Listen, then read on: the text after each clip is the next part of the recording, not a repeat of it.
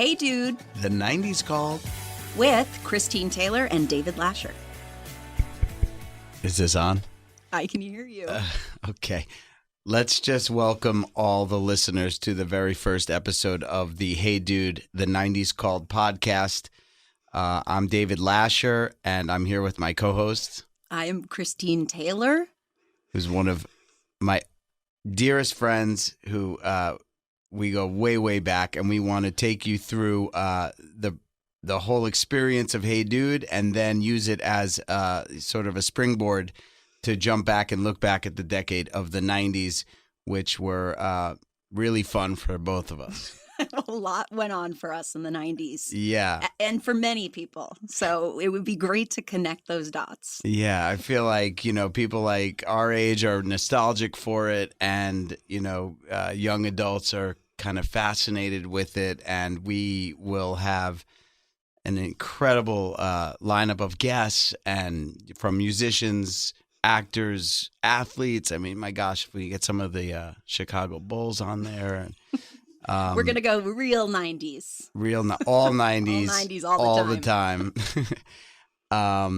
Anyway, I just, Christine and I hadn't seen each other since the Hey Dude reunion that Nickelodeon did in Austin for their festival, and that was years ago. Well, we were kind of laughing then because that was a 25-year reunion, and we were all like, how are we still here talking about this 25 years later? This little show that we shot in Tucson, Arizona.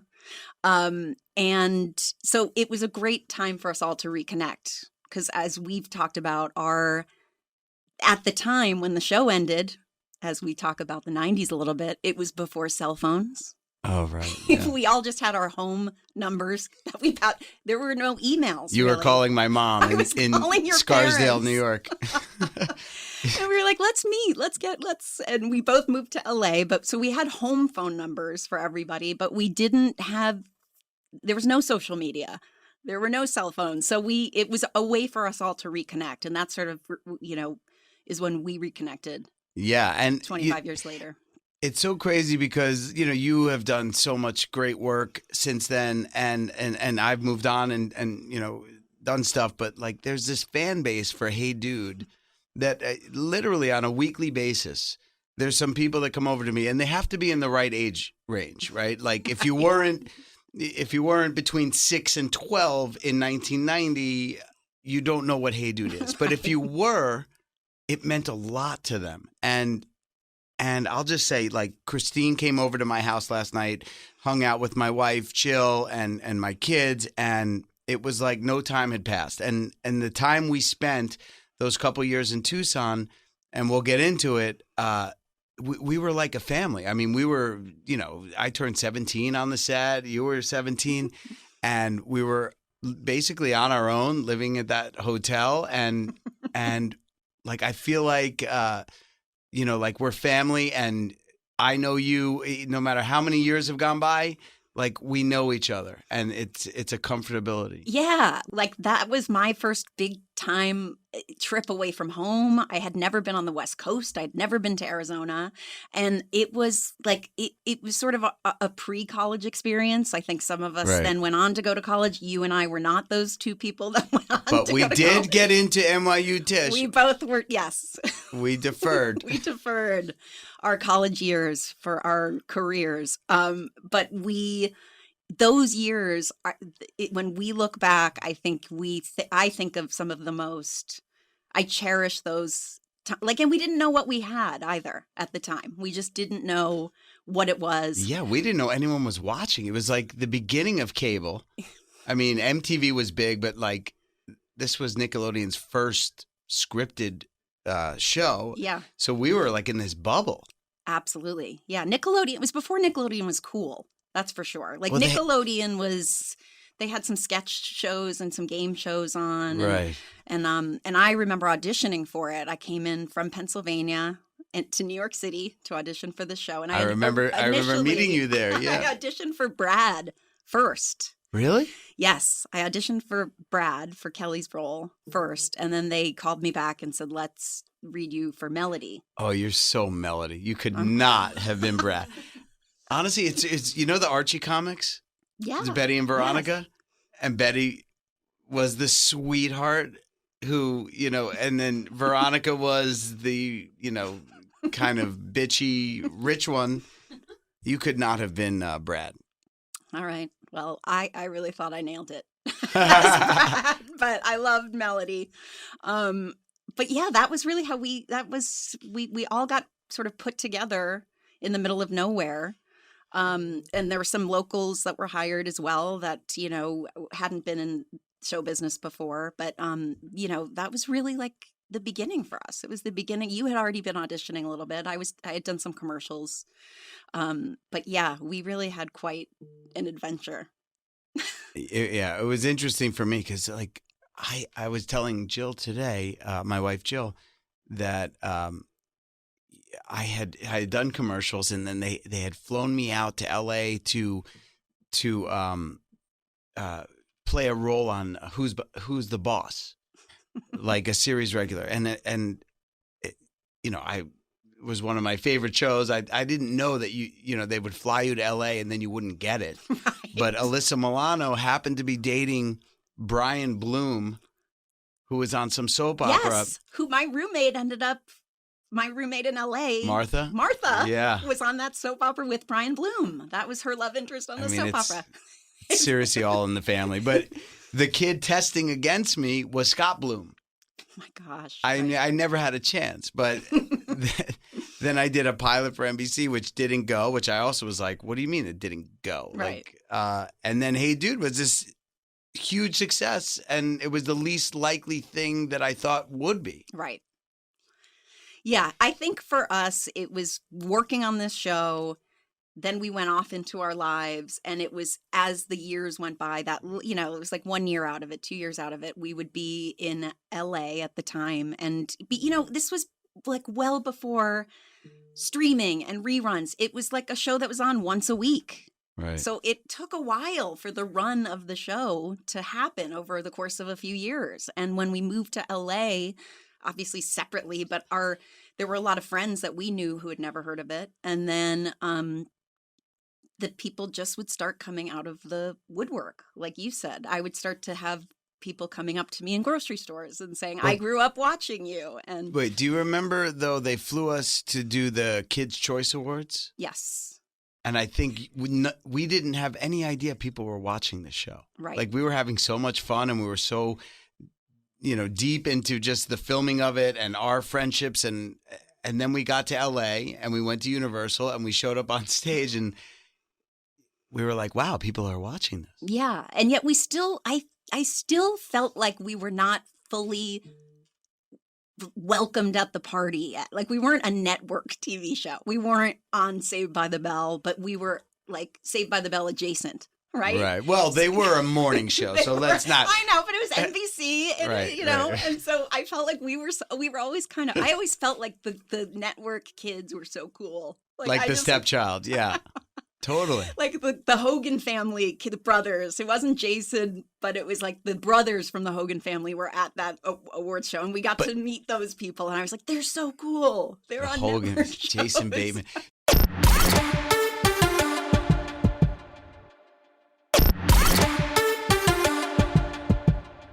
Like, if Hey Dude were done today, though, you have these, Selena Gomez and iCarly, and I don't know.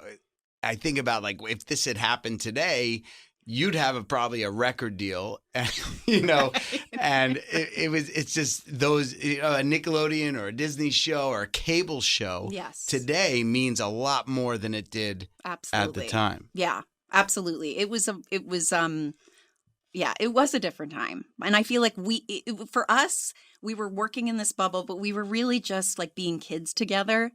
And, we talked about this last night, and Jill, your wife, was saying, you guys should talk about this, and you should talk about the fact that you dated while we were shooting the show, which we'd never talked about before. I can't, what, I was nervous to even ask you if you wanted to talk about it, but we're both happily married and moved, we're adults. But yeah, there was, we were. You were my second boyfriend. Like, yeah. I had my high school sweetheart, and then you were my second boyfriend. And you were my first real love. Like it was full of teen angst and everything you can imagine. And we get asked this all the time. And in Austin, we were both like, no, nobody dated on this. Nobody dated. Yeah, they said, were there any, relationships that went on? And I think it was really directed towards us, but we didn't own it at that point. Now I think we just need to own it, right? I just honestly, I remember, and I told you this last night, like you and I bonded over like humor and laughter. I just remember we would just make fun of everything and everyone in like, in a lighthearted way, but we just laughed for 2 years straight. Yeah. I think that I'm going to take a little credit here because we talked about this last night as well, but you didn't quite understand sarcasm until you met me, I think. Oh, yeah. And I helped shape, I'm going to take a little credit here. I think I helped shape a little bit of your sense of humor during the course of that show. I was so naive. And my son, Casey, is the same way. Like smart in certain ways and completely ignorant in other ways. Do you remember your mom made that joke? Well, you reminded me of it, and then I remembered. My mom was talking about, my mom would come and visit us and she was talking about something and she just said, no, he was like a knight in shining armor who came riding up to the house on his white horse. And David just stopped and said, really? He came to your house on a horse? Like you didn't understand the nuance of a metaphor or I didn't know expressions, sarcasm, sayings, any of that stuff. Oh, God bless you. It was so good though. We really we had a great time. We were very close. And I think it became, as we dated and hung out and then broke up and still had to work together, which was not fun. And you don't have a lot of memories of it, but I have memories of you being really angry with me during certain episodes that we shot. Yeah. And I take full responsibility. I was terrible. I was so non-confrontational. I probably had no idea how to talk or deal with it. And so how great is it that we can now unpack it all? Yeah. Years later. And laugh about it. Yeah. I had no idea that I went off on you the way you said it. But I do, whatever. Everyone has that first love that crushes them at some point. Even though it wasn't intentional or you didn't realize it. Like I remember a summer when we were off that first summer, I was in the Hamptons. Like, I think I was. I came to visit you though. I went with you for part of some of that trip. Like I visited you over certain periods of time because we did really try to make it work. I remember we kept trying to find our way to each other. We did, and we kept pulling it back together. But then you had this high school boyfriend that kept winning national championships, and I couldn't compete with that. He was a basketball player, yes, but I didn't know about. I mean, who know? I don't know. You then found your way with the ladies too, so it was all fine. It worked out. It was, and everyone goes through it, and I think you and I had a friendship that was above and beyond anything else. You know what I mean? Like we shared so much that time in Tucson, we were living at the Radisson Hotel.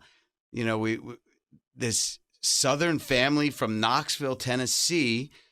The Bagwells were producing and directing the whole thing.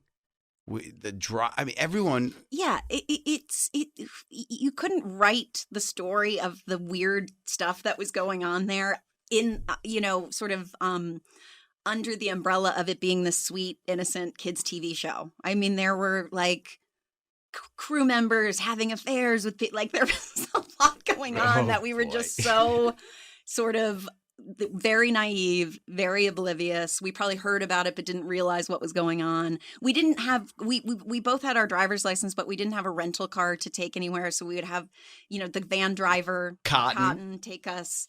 I give you full credit for helping my music taste grow because all I had was like soundtracks to Les Mis and Phantom of the Opera. Oh yeah. Until that point, I was a Broadway musical nerd, and you on one of our days off because we got this per diem. Remember, it felt like we were like, we get some cash. Yeah, that was our to money. Spend on our food and our like we can go shopping with this and play.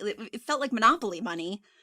It For really us, did. it wasn't a ton of money, but it did feel like that to us at 17 years old. And David took us to Price Club, and you were like, you got to get a boom box and you got to buy CDs, and I'm going to give you a good music catalog to get started. The per diem, whether it was like $300, $400 a week, whatever it was, our parents didn't touch that. That was our money. Exactly. And it was cash. We would get an envelope of cash. And we'd go to the You mall. wouldn't even get that today, right? How about It this? would be checks.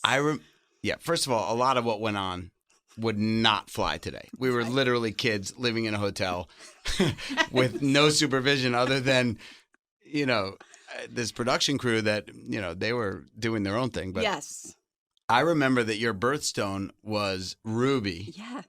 And I would save up my per diem. Save up my per diem to go buy her a ruby necklace or a ruby. No. I'm going to cry, like literally right now. That was head over heels for you. We were head over heels for each other. It was total infatuation, for sure. And the long distance basketball boyfriend, it was hard because it was like we weren't technically together, but he was my first love. Hey, right. And so, but I was so infatuated with you and loved you so much. And I think it was probably the fact that we were working together and living together in this, like we were with each other 24 hours a day, 7 days a week. And that's not how young love thrives. Like you need space. You need space to be your own person. Yeah, we became like best friends. Right. It bled over into what could have been or what was a romantic relationship, but I think the friendship was more important looking back on it, right? Like we had such great times together that whatever went on outside of that is less important than all the fun and laughter and professionalism. I mean, gosh, I remember the wardrobe girl yelling at me for not hanging up my clothes. And and by the way, let me just say that Graham Yost, our head writer, became, a tremendous screenwriter. He wrote Speed, the movie Speed, right after we finished. And David Brisbane, who played Mr. Ernst, was like a classically trained theater actor. Like a Shakespearean actor. Right. Yes. And then I was a punk. Really, like the wardrobe girl screamed at me and goes, "You hang up your clothes in your dressing room." And I remember thinking, I don't hang up my clothes at home. Okay. I mean, there were like life lessons. Yes. Life lessons, a lot of growing pains, and really like just I still those memories stay forever embedded. I mean, those moments for us. Yeah, especially when I see you, like they all come flooding back. Annie and Ron and the makeup and hair and everyone that surrounded us. All those people from Tennessee. Yeah, Randy and Lordy Lane is 40. I know. Remember The fact that you can remember these things. That I can't remember things from like last week, but I remember those like it was yesterday. Do you remember the bumps on the road in Tucson? Like we had this guy Cotton who was probably 80 years old at the time, driving us, and there were these big bumps, and he would fly over the bumps. Right. Driving through this beautiful desert, and Tucson at the time was like a small town. Yeah, and we would go to Bobby McGee's and that 50s hamburger place. We just made that place our home.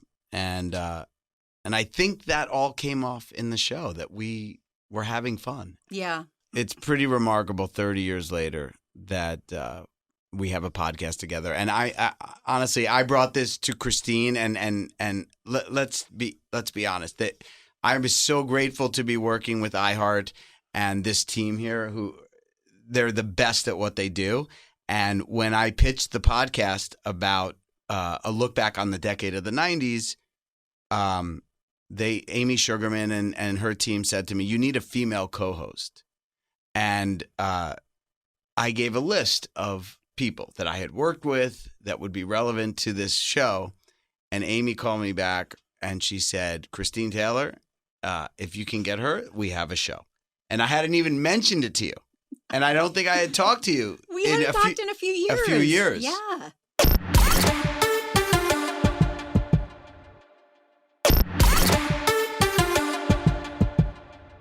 And then But this is what really makes me laugh is that we hadn't talked in a few years, but we did all have each other's numbers. So it wouldn't have been strange to get a message here and there from somebody. And I saw a text come in with your name, and I think I was like dropping a kid off at school and and then I saw my phone ring and it was David's number. And I was like, what? And then I saw an email and I was like, somebody must have died. Like someone on the show your must phone have was, died. I was blowing up your phone. Because like, why? There's just something happened. Like there's something big happened. And this is the big thing that happened. You literally you were so excited. You I'm were like, sorry I scared you. No, Yeah, it was a minute. It was a minute because I texted you right back, and we got on the phone very quickly. But and I just love the way you presented it too, because you said you no pressure and you can completely say no. But how fun would it be for us to go back and sort of look at this time together and then look at the 90s, which is really where we as young adults grew up through that decade. I mean, that is like a lot of our work, is very sort of iconic 90s, like movies we did and TV shows that we did. And I just thought it was a moment where I just thought, because I'm also, and for the listeners out there, I am not the biggest podcast listener, but you are. And I had to say that. I was like, I listened to a couple of podcasts. And I enjoy them, but I don't know that have the skill set for it. And you're like, you're such a great talker. You're so funny. and I just thought, how fun would it be to be able to do this with you and just sort of take a trip down memory lane from the time we were together, from when we like parted ways and where our careers went and our lives and the intersecting friends and people we still know to this day who we met through each other and separately from each other. And you caught me in one of those moments where I was like, that sounds like so much fun. I mean, let's do it. It was Let's good. Pursue this. It was good timing. Yeah. And yes, I mean, both of us, our credentials for the 90s, they were good years for us. Solid and 90s credentials. Yes. And we have a lot of friends from that time period, and we will call on all of them and really have a great look back on the show. And I knew, listen, you're just as beautiful and funny and sweet as you were when we were 17. And I'm so grateful to have the opportunity to do the show with you. And I think it's going to be a lot of fun. We'll start with the Hey Dude reunion, and then we'll jump off and go deep dive into the decade of the 90s and have some incredible guests. Yeah. Yeah. What were some of the things that you remember, like iconically 90s? When you think, like, to me, the boombox was a big thing, but that was probably also 80s, and I was just way behind the time on getting a boombox. Honestly, when my kids ask me what my life was like in the 90s, I tell them to watch the movie Swingers. Right. And, Vince Vaughn playing Sega hockey with the pink dot guy coming to the door for delivering food, and they're going from party to party and strapping on the club on their car, and there's 10 cars driving through the Hollywood Hills. They're going on auditions. Right. I mean, that was my life. And checking messages, because we didn't have cell phones or pagers, right? People had pagers. If you were really hardcore in the business, no, I didn't have a pager. I didn't either. But you could check your machine. You could check your answer machine. Yes, I would go to payphones during movies to see if I got a call back for the audition. Like I would go into the payphone, like to see, because I had gone on a big audition, and like that was what our lives were. Like that is a really great way to look at it, because we did show our son Swingers pretty recently. And he could appreciate it for an entirely different reason. Like he just enjoyed it as a movie and a period of time, but we lived it. Like that. I think we were the last generation that didn't have the digital distraction or convenience. I mean, obviously, cell phones, I can't imagine living without it, but there was something kind of innocent about it. Yeah. And, when you get into the 2000s, these kids had a lot of screens in their faces. Yeah. Access to everything. Do you remember, did you have the Thomas guide to drive around LA to auditions? Because we didn't have GPS. We didn't have phones that gave us the directions. Thomas guide. Yeah. So this giant, and this was very probably LA specific, but it was just it was because it was just a full-fledged, like, Map for you'd dummies. map out, Map you know, for how do I dummies. get to Fox? And then I have to get back to You go to page Burbank. like P25 and turn, and I had my giant Thomas guide in the back of the car. And now I literally can't drive home without putting it in my Waze. I literally can't. Even if I know exactly where I'm going, Yeah, I need a digital app to tell me where to go. I don't. You I'm d- kidding. you- No, I'm kidding. I do. I'm so used to it. It's like But Waze, I have an issue with. Waze, I have an issue with. It took me to a wrong address once, and I'm off of Waze. Oh, it does. It'll Sorry, try and Waze. make you make a left into a major intersection. Like Yes. I Bad Waze experience. I scream at my Waze, but she has a very friendly voice. So let's jump off and welcome all the listeners to the Hey Dude, the 90s Called podcast. And I am so happy to be doing this with you. And I'm so excited for the future episodes. This is going to be the best. We have a lot to talk about and a lot of fun things to explore. And like we said, a trip down memory lane for us, but for the listeners too. We hope, right? Right. And I think a lot of interesting guests that we'll get on here that also want to go back and talk about that time. Yeah, for sure. So January 9th will be the drop of our first official episode. And we are so grateful for everyone that's listening. And we hope to take you on this really fun journey. Yes. Hey, dude. The 90s Called. Let's go back. Scrunchies and boom boxes. Blockbuster cards. Blockbuster. Oh, God, I miss Blockbuster. Oh, that was fun. All right. All right. We'll see you guys. You'll hear us January 9th. Yes. Thanks for listening. Make sure to subscribe and give us 5 stars. And please follow us on Instagram at Hey Dude, the 90s Called. See you next time.